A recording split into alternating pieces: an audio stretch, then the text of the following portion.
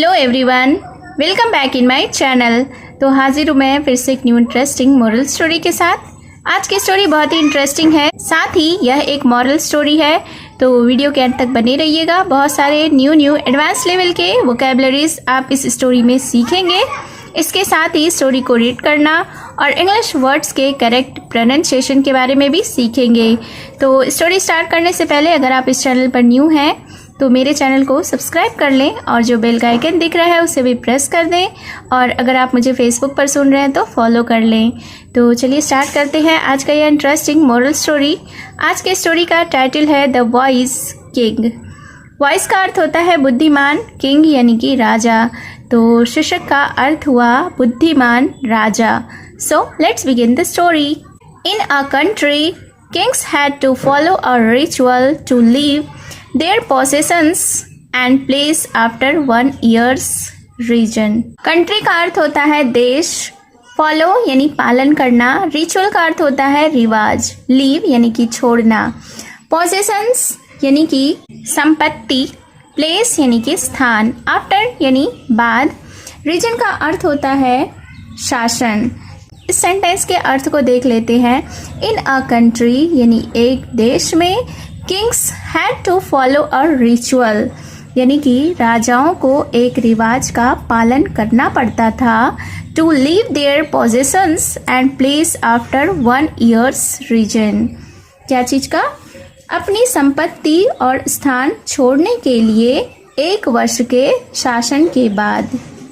यानी कि एक देश में राजाओं को यह रिचुअल, यह रिवाज को फॉलो करना पड़ता था कि जब उनका शासन काल का 1 वर्ष पूरा हो जाता था तो उसे अपनी संपत्ति और स्थान को त्याग देना होता था। They had to face imminent fear of spending the rest of their life in a remote island, littered with dense forests and scary creatures। Face का अर्थ होता है सामना करना, इमिनेंट का अर्थ होता है आसन्न भय यानी कि किसी घटना या खतरे के बहुत जल्द होने की आशंका में होने वाला डर, उसे इमिनेंट कहते हैं। स्पेंड का अर्थ होता है बिताना, रेस्ट यानी कि बाकी, लाइफ यानी कि जीवन। रिमोट का अर्थ होता है दूरस्थ या एकाकी, आइलैंड यानी कि द्वीप। लिटर्ड का अर्थ होता है भरा हुआ, डेंस फॉरेस्ट यानी घना जंगल। स्केरी क्रिएचर्स, स्केरी यानी कि डरावना, क्रिएचर्स यानी कि प्राणी। तो इस सेंटेंस को देखते हैं। They had to face imminent fear of spending the rest of their life in a remote island यानी कि उन्हें आसन्न भय का सामना करना पड़ता था उनके बचे हुए जीवन को बिताने के लिए इन अ रिमोट आइलैंड, एक दूरस्थ या एकाकी द्वीप पर, लिटर्ड विथ डेंस फॉरेस्ट जो कि घने जंगलों से भरा हुआ था, एंड स्केरी क्रिएचर्स और डरावने जंतुओं से। The same thing happened with a king after 1 year who was attired in expensive clothes and lifted on an elephant for the farewell to the island। Same thing यानी कि समान चीज, happened यानी घटित हुआ, आफ्टर यानी कि बाद, अटायर्ड यानी कि सजा हुआ, एक्सपेंसिव का अर्थ होता है महंगा, क्लोथ्स यानी कि कपड़ा, लिफ्टेड यानी कि चढ़ाया, एलिफेंट यानी कि हाथी, फेयरवेल का अर्थ होता है विदाई। तो इस सेंटेंस को देखते हैं। The same thing happened with a king after 1 year यानी कि 1 साल के बाद एक राजा के साथ भी यही हुआ। Who was attired in expensive clothes जो महंगे कपड़े पहने हुआ था, and lifted on an elephant for the farewell to the island और द्वीप पर विदाई के लिए हाथी पर चढ़ाया गया। People were anxious for the next king। Anxious का अर्थ होता है उत्सुक या बेचैन। तो लोग अगले राजा के लिए उत्सुक थे। At the very time they saw a ship with a man that had sunk recently. At the same time यानी कि ठीक उसी समय, दे सॉ यानी उन्होंने देखा, अ शिप एक जहाज को with a man that had sunk recently, जो हाल ही में डूब गया था। They choose him as a new king, उन्होंने उसे नया राजा चुना। चूज यानी कि चुना।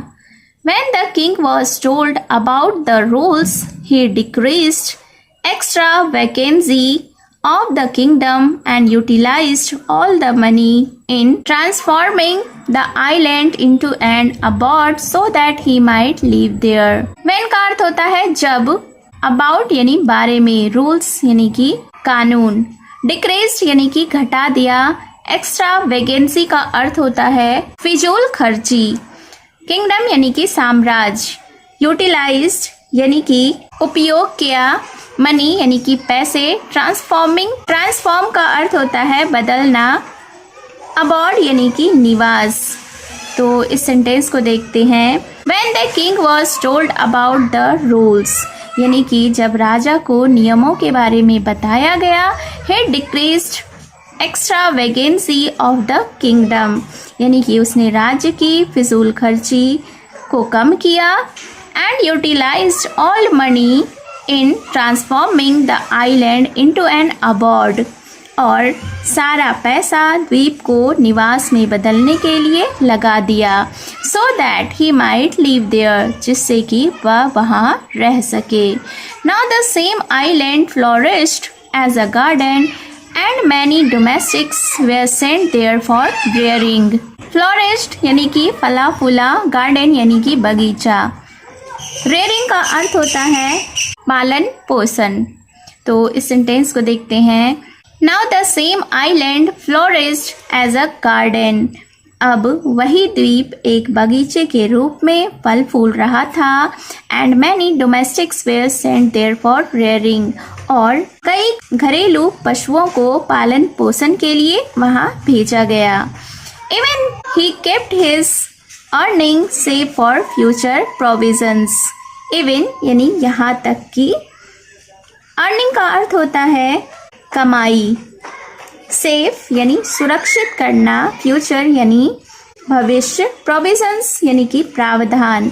तो इस सेंटेंस को देखते हैं। Even he kept his earning safe for future provisions, यहाँ तक कि उसने अपनी कमाई को भविष्य के प्रावधानों के लिए सुरक्षित रखा।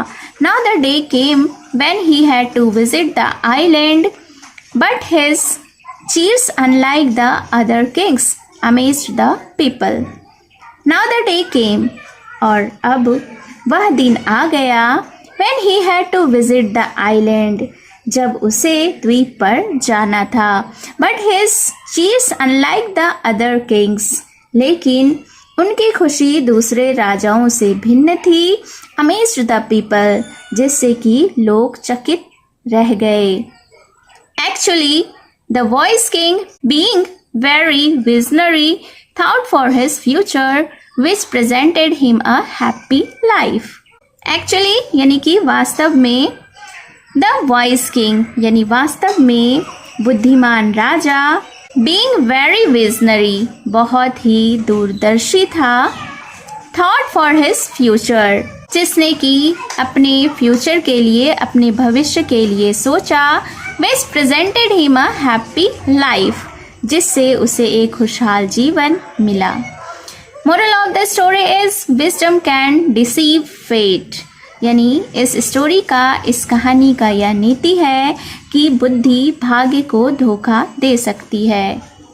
So it was the moral story. I hope you have enjoyed the story, और आपने बहुत सारे एडवांस लेवल के न्यू वर्ड्स भी सीखे होंगे। तो कमेंट बॉक्स में ज़रूर बताएं कि आपको यह स्टोरी कैसी लगी। तो मिलती हूँ मैं फिर से एक न्यू इंटरेस्टिंग मॉरल स्टोरी के साथ।